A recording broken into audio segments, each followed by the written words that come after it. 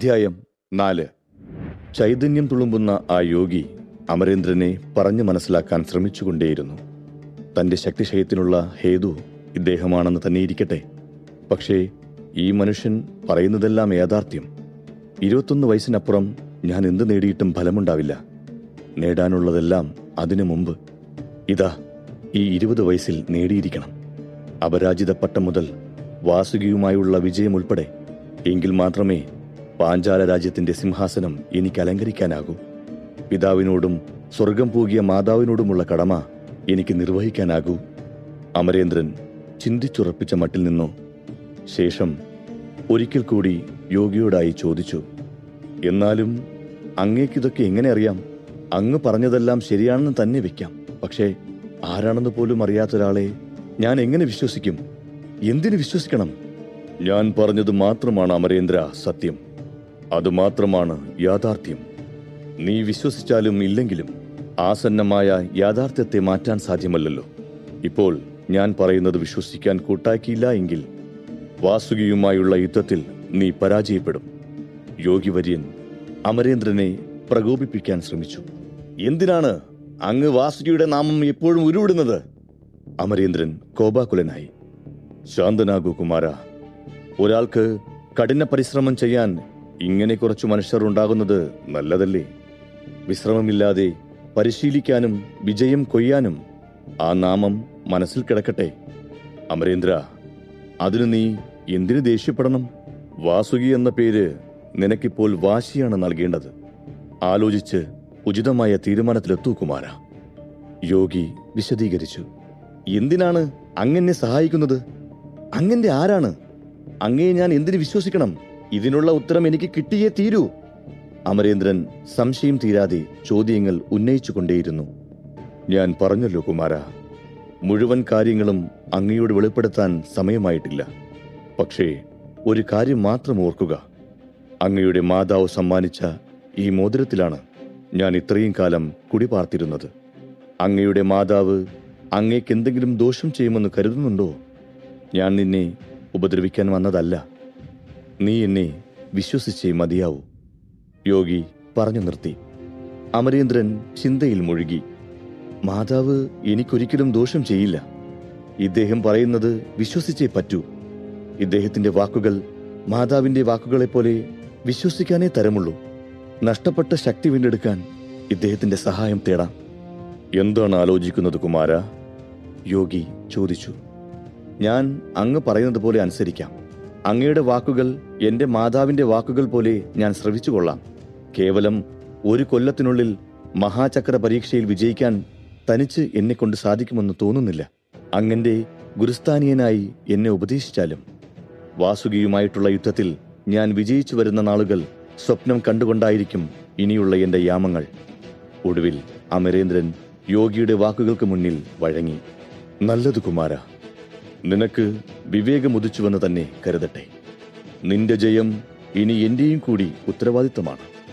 അതിനായി ഏതറ്റം വരെയും നമുക്ക് പോകാം. നീ പറഞ്ഞതുപോലെ ഗുരുസ്ഥാനീയനായി തന്നെ എന്നെ കരുതിക്കൊള്ളുക. യോഗി സംതൃപ്തിയോടെ പ്രതിവചിച്ചു. ഗുരു, അങ്ങയുടെ പേരെങ്കിലും? അമരേന്ദ്രൻ ചോദിച്ചു. എന്റെ പേര് വരുണമിത്രൻ എന്നാണ് കുമാര.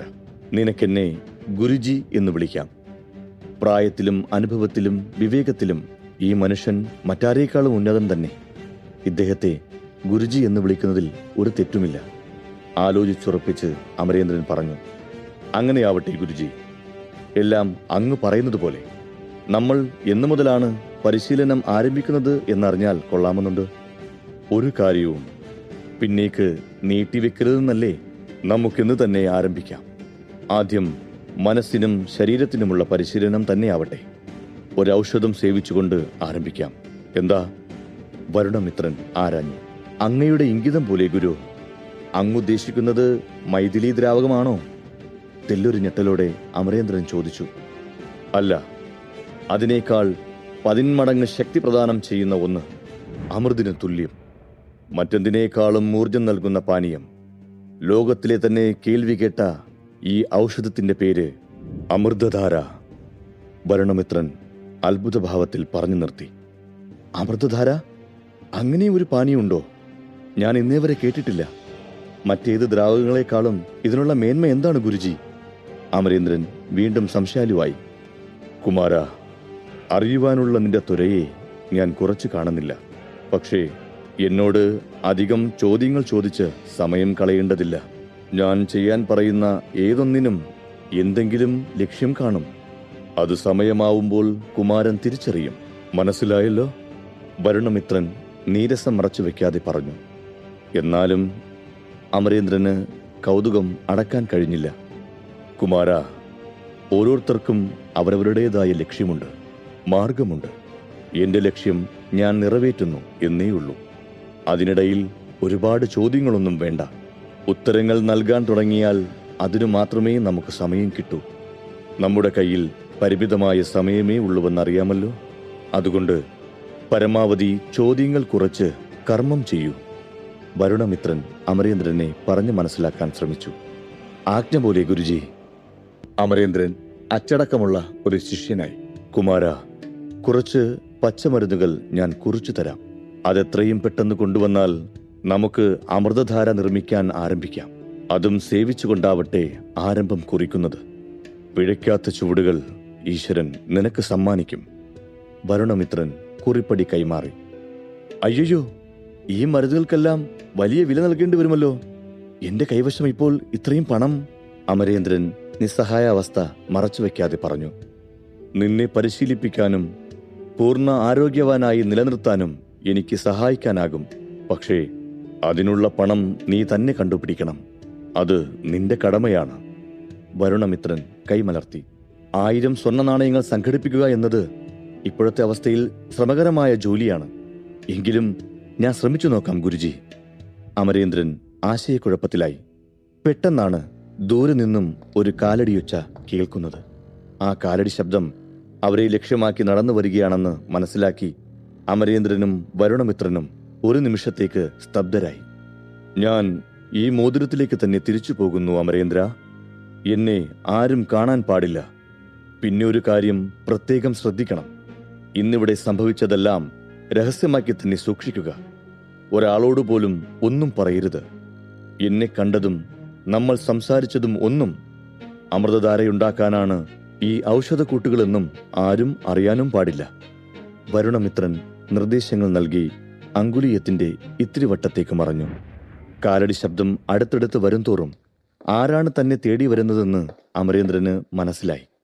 താൻ ഏതവസ്ഥയിലാണെങ്കിലും തന്നെ തേടി വരുന്ന ഒരേ ഒരു മനുഷ്യൻ. കളിക്കൂട്ടുകാരി മാധുരിയുടെ ശബ്ദം അവിടെ മുഴങ്ങി. നീ പോന്നിട്ട് ഒരുപാട് സമയമായല്ലോ അമര. അതുകൊണ്ട് അന്വേഷിച്ചിറങ്ങിയതാണ്. മാധുരി സ്വയം വിശദീകരിച്ചു. ഞാൻ ഇവിടെ ഉണ്ടാകുമെന്ന് നിനക്കെങ്ങനെ അറിയാം? ഞാൻ പറഞ്ഞില്ലല്ലോ മാധു. അമരേന്ദ്രൻ ആശ്ചര്യവാനായി. മനസ്സിന് അത്രയും വിഷമം തോന്നുമ്പോൾ നീ ഇവിടെയല്ലേ സ്ഥിരം വരുന്നത്? മാതാവിന്റെ സമാധിയേക്കാൾ, മാതാവിന്റെ സാമീപ്യത്തേക്കാൾ നിന്നെ സുഖപ്പെടുത്താൻ മറ്റേതു മരുന്നിന് കഴിയും? ഇതൊക്കെ എനിക്കറിയാത്തതാണോ? നിനക്കെന്ത് വന്നാലും ഞാൻ കൂടെ ഉണ്ടാവും. ആരെന്തു പറഞ്ഞു നിന്നെ അവഹേളിക്കാൻ ശ്രമിച്ചാലും ഞാൻ അതൊന്നും വിശ്വസിക്കില്ല. നിന്റെ കഴിവിലും പ്രവൃത്തിയിലും എനിക്ക് ഉറച്ച ബോധ്യമുണ്ട് അമര. നീ ഒന്നുകൊണ്ടും പേടിക്കരുത്. ഇല്ല മാധു, എന്നെക്കുറിച്ച് ഓർക്കാൻ നീയെങ്കിലും ഉണ്ടെന്നുള്ള ആശ്വാസത്തിലാണ് ഞാൻ. പ്രാണനെപ്പോലെ വിശ്വസിച്ച മനുഷ്യരാൽ വഞ്ചിക്കപ്പെട്ടാൽ പിന്നെ ലോകത്തുള്ള മറ്റൊരാളെയും നമുക്ക് വിശ്വാസത്തോടെ കൂടെ കൂട്ടാൻ കഴിഞ്ഞെന്ന് വരില്ല. പക്ഷേ നീ മാത്രമാണ് എന്റെ പ്രതീക്ഷ. അവളുടെ പിന്തുണയോടുള്ള വാക്കുകൾ കേട്ട് അമരേന്ദ്രന് തെല്ലൊരാശ്വാസം തോന്നിയെങ്കിലും പൊടുന്നനെ അത് ആശങ്കകൾക്ക് വഴിമാറി. എന്തു പറ്റി അമര? പെട്ടെന്നെന്താ മുഖത്തിനൊരു മാറ്റം? ആ മാറ്റം നിരീക്ഷിച്ചിട്ടെന്നോണം മാധുരി ആരാഞ്ഞു. അത് പിന്നെ മാധു, നിന്റെ കയ്യിൽ കുറച്ച് പണമുണ്ടാകുമോ? സ്വർണ്ണ നാണയങ്ങൾ. അമരേന്ദ്രൻ ആവശ്യം അറിയിച്ചു. അത് കേട്ട് മാധുരി അക്ഷരാർത്ഥത്തിൽ ഞെട്ടിപ്പോയി. ഇത്രയും കാലത്തിനിടയ്ക്ക് ഒരിക്കൽ പോലും അമരേന്ദ്രൻ തന്നോട് പണമോ സ്വർണ്ണ നാണയങ്ങളോ ആവശ്യപ്പെട്ടിട്ടില്ല. അദ്ദേഹത്തിനത് ആവശ്യമില്ലായിരുന്നു. അദ്ദേഹത്തിന്റെ എല്ലാ ആവശ്യങ്ങളും പാഞ്ചാലരാജൻ അതാത് സമയത്ത് തന്നെ നിറവേറ്റി കൊടുക്കുമായിരുന്നു. പക്ഷേ ഇപ്പോൾ ഇതെന്തു പറ്റി? തുടങ്ങിയ ആലോചനകളിൽ മുഴുകി നിന്ന മാധുരിയോട് അമരേന്ദ്രൻ വിശദീകരിക്കുന്ന മട്ടിൽ പറഞ്ഞു. പണം ചോദിച്ചാൽ പിതാവ് തരാഞ്ഞിട്ടല്ല മാധു. നിനക്കറിയാമല്ലോ, പിതാവ് നമ്മുടെ ഒരു ആവശ്യങ്ങൾക്കും ആഗ്രഹങ്ങൾക്കും എതിര് നിൽക്കുന്ന ആളല്ല. പക്ഷേ ഈ ഒരു അവസരത്തിൽ പണം ചോദിക്കാൻ എനിക്കെന്തോ ഒരു മനപ്രയാസം. അദ്ദേഹം ആകപ്പാടെ വിഷമിച്ചിരിക്കുകയായിരിക്കും. ഞാൻ കാരണം അദ്ദേഹവും എല്ലാവരാലും പരിഹസിക്കപ്പെട്ടിട്ടുണ്ടെന്ന് എനിക്കറിയാം. ഇങ്ങനെ ഒരു അവസ്ഥയിൽ എനിക്ക് സഹായം ചോദിക്കാൻ നീയല്ലാതെ വേറെ ആരുമില്ല. നിസ്സഹായത കൊണ്ട് ചുവന്ന തുടുത്ത അമരേന്ദ്രനെ നോക്കി മാധുരി പറഞ്ഞു, അമര, നീ ഇത്രയൊന്നും വിശദീകരിച്ച് ബുദ്ധിമുട്ടേണ്ടതില്ല. എനിക്ക് മനസ്സിലാവും. എന്റെ കയ്യിൽ 1000 സ്വർണ്ണ നാണയങ്ങളുണ്ട്. അത് തികയുമോ? നിന്റെ ആവശ്യങ്ങൾക്ക് കൂടുതൽ വേണമെങ്കിൽ ഞാനൊന്ന് ശ്രമിക്കട്ടെ. നമുക്ക് വഴിയുണ്ടാക്കാം. ഈ സഹായത്തിന് എങ്ങനെ നന്ദി പറയണം എന്നെനിക്കറിയില്ല മാധുരി. ഇപ്പോൾ നീ ഈ ചെയ്യുന്ന സഹായത്തിനുള്ള ഫലം ഭാവിയിൽ നിനക്ക് കാണാനാകും. അന്ന് മറ്റാരേക്കാളും അതിൽ സന്തോഷിക്കുക നീയായിരിക്കും. അമരേന്ദ്രൻ നന്ദിയോടെ പറഞ്ഞു നിർത്തി. എന്താ അമര, ഈ നന്ദി പറച്ചിലിന്റെ എല്ലാം ആവശ്യമുണ്ടോ നമുക്കിടയിൽ? ഒരത്യാവശ്യമില്ലാതെ നീ എന്നോട് പണം ചോദിക്കില്ലെന്ന് എനിക്കറിയാമല്ലോ. അതുകൊണ്ട് നീ കൂടുതൽ നന്ദിയൊന്നും പറയേണ്ട. വിരോധമില്ലെങ്കിൽ ഞാനൊരു കാര്യം ചോദിച്ചോട്ടെ? മാധുരി ആകാംക്ഷ അടക്കാനാവാതെ ചോദിച്ചു. നിനക്ക് എന്തിനാണ് പെട്ടെന്ന് ഇത്രയും പണം? എന്ത് വാങ്ങിക്കുന്നതിനാണ്? ഞാനും വരട്ടെ. ദിവസച്ചന്തയിൽ നിന്ന് കുറച്ച് സാധനങ്ങൾ വാങ്ങിക്കണം, അത്രയേ ഉള്ളൂ. നിനക്കൊഴിവാണെങ്കിൽ നമുക്കിപ്പോൾ തന്നെ പുറപ്പെടാം. അമരേന്ദ്രൻ ഉത്തരം നൽകി. പാഞ്ചാല നാടിന് കിഴക്കേ അതിലുള്ള ദിവസച്ചന്ത ലക്ഷ്യമാക്കി അമരേന്ദ്രനും മാധുരിയും യാത്ര ആരംഭിച്ചു. അതേസമയം ചാരൻ നിഘണ്ഠൻ അവരുടെ സംഭാഷണങ്ങൾ ഒളിഞ്ഞു നിന്ന് കേൾക്കുന്നുണ്ടായിരുന്നു. വാസുകിയുടെ നിർദ്ദേശപ്രകാരം അമരേന്ദ്രന്റെ എല്ലാ പ്രവൃത്തികളും അയാളുടെ പൂർണ്ണ നിരീക്ഷണത്തിലായിരുന്നു. സംജാതമായ അപകടത്തെക്കുറിച്ചറിയാതെ അമരേന്ദ്രനും മാധുരിയും മറ്റ് കാവൽക്കാരുടെയൊന്നും അകമ്പടിയില്ലാതെ ദിവസച്ചന്തയിലെത്തി. രാജ്യത്തിന്റെ പല ഭാഗത്തു നിന്നുള്ള കച്ചവടക്കാരും കൃഷിക്കാരും അന്യദേശ വാണിഭക്കാരുമെല്ലാം നിറഞ്ഞ സാമാന്യം വലിയൊരു ചന്തയായിരുന്നു അത്. രാജ്യത്തിന്റെ പല ഭാഗങ്ങളിലായി അമരേന്ദ്രന്റെ മുത്തച്ഛൻ സ്ഥാപിച്ചതായിരുന്നു ഇത്തരം ദിവസച്ചന്തകൾ. സാധാരണ ജനങ്ങൾക്ക് വിലക്കുറവിൽ സാധനങ്ങൾ വാങ്ങിക്കാനും കർഷകർക്ക് നേരിട്ട് കച്ചവടം ചെയ്യാനും ഇത്തരം ചന്തകൾ അവസരമൊരുക്കി. രാജ്യത്തിന്റെ തന്നെ പ്രധാന വരുമാന സ്രോതസ്സുകളിൽ ഒന്നാണ് ദിവസച്ചന്തകൾ. കർഷകർക്ക് വളരെ കുറഞ്ഞ കപ്പം കിട്ടിക്കൊണ്ട് അവിടെ കച്ചവടം നടത്താമായിരുന്നു. ഇടനിലക്കാരുടെ ചൂഷണങ്ങളിൽ നിന്ന് ഒരു പരിധിവരെ ഇത് കർഷകരെ രക്ഷിച്ചു. അന്യദേശ കച്ചവടക്കാർക്ക് സ്വദേശികളെക്കാൾ കപ്പം കൂടുതൽ നൽകേണ്ടി വന്നിരുന്നു. സാമാന്യം നല്ല തിരക്കുണ്ടായിരുന്ന സമയത്താണ് അമരേന്ദ്രനും കൂട്ടുകാരിയും അവിടെ എത്തിയത്. ചന്തയുടെ കവാടത്തിൽ നിന്ന് ഔഷധ സസ്യങ്ങൾ വിൽക്കുന്ന ഭാഗത്തേക്കുള്ള വീതി പകുതി പിന്നിട്ടപ്പോൾ തന്നെ എന്തോ ഒരു അപായ സൂചന അമരേന്ദ്രന്റെ മനസ്സിനെ ഗ്രസിച്ചിരുന്നു. ചന്തയുടെ പല ഭാഗങ്ങളിലായി കാവൽ ഭടന്മാർ നിലയുറപ്പിച്ചിട്ടുണ്ടെങ്കിലും കച്ചവടത്തിനോ സാധനങ്ങൾ വാങ്ങിക്കുന്നതിനോ അല്ലെന്ന് തോന്നിക്കുന്ന ചിലർ സംശയാസ്പദമായി അമരേന്ദ്രനെ വീക്ഷിക്കുന്നുണ്ടായിരുന്നു. അവർ ഒറ്റുകാരായിരിക്കും എന്ന് അദ്ദേഹം മനസ്സിൽ കണക്ക് കൂട്ടി. നമസ്കാരം യുവരാജൻ. നമസ്തേ മാധുരി ദേവി. പിന്നിൽ നിന്നുള്ള അപ്രതീക്ഷിതമായ ശബ്ദം കേട്ട് ഇരുവരും തിരിഞ്ഞു. ദിവസച്ചന്തയുടെ മുഖ്യ കാവൽക്കാരൻ സേനാപതിയായിരുന്നു അത്. ഞാൻ സേനാപതി, ദിവസച്ചന്തയുടെ മുഖ്യ സുരക്ഷാ ഉദ്യോഗസ്ഥനാണ്. അങ്ങിവിടേക്ക് വരുന്നത് മുൻകൂട്ടി അറിയിച്ചിരുന്നെങ്കിൽ കൊട്ടാരം മുതൽ തന്നെ കാവൽക്കാർ അങ്ങയെ അനുഗമിക്കുമായിരുന്നല്ലോ. അത് സാരമില്ല സേനാപതി. അങ്ങയെ ഞാൻ പലപ്പോഴും കൊട്ടാരത്തിൽ വെച്ച് കണ്ടിട്ടുണ്ട്. ഞങ്ങൾ പെട്ടെന്ന് പോകും. നിങ്ങൾക്ക് നിങ്ങളുടെ ജോലി തുടരാവുന്നതാണ്. അമരേന്ദ്രൻ സേനാപതിയെ അറിയിച്ചു. ഇവിടെ എത്തിക്കഴിഞ്ഞാൽ അങ്ങയുടെ സുരക്ഷയുടെ പൂർണ്ണ ഉത്തരവാദിത്തം എനിക്കാണ്. ഞങ്ങൾ എല്ലാ സുരക്ഷയും ഒരുക്കിയിട്ടുണ്ട് യുവരാജൻ. അങ്ങേക്ക് തടസ്സമുണ്ടാക്കാത്ത രീതിയിൽ ഞങ്ങൾ ഞങ്ങളുടെ കർത്തവ്യം നിർവഹിച്ചു കൊള്ളാം. ഇതും പറഞ്ഞുകൊണ്ട് സേനാപതി പിൻവാങ്ങി. എന്നാൽ ചന്തയിലെ സാഹചര്യം അത്ര പന്തിയല്ലെന്ന് മാധുരിക്കും തോന്നി തുടങ്ങിയിരുന്നു. അത് ശരിവെക്കുന്ന തരത്തിൽ അങ്കുലീയത്തിൽ നിന്ന് അമരേന്ദ്രന് മാത്രം കേൾക്കാൻ കഴിയുന്ന വരുണമിത്രന്റെ ശബ്ദമുയർന്നു. താങ്കളുടെ ഉൾക്കാഴ്ച വളരെ ശരിയാണ് കുമാര. ഇവിടെ ആകെ ഒരു അശുഭലക്ഷണം കാണുന്നുണ്ടല്ലോ. എന്തായാലും ജാഗരൂകനായിരിക്കുക. നമ്മുടെ ഔഷധക്കൂട്ട് ഒരിക്കലും മറ്റൊരാളുടെ കയ്യിൽ എത്തരുത്.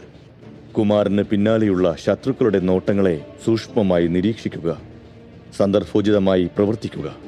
വരുണമിത്രന്റെ താക്കീതുകൂടി കേട്ടുകഴിഞ്ഞപ്പോൾ അമരേന്ദ്രൻ കൂടുതൽ ശ്രദ്ധാലുവായി.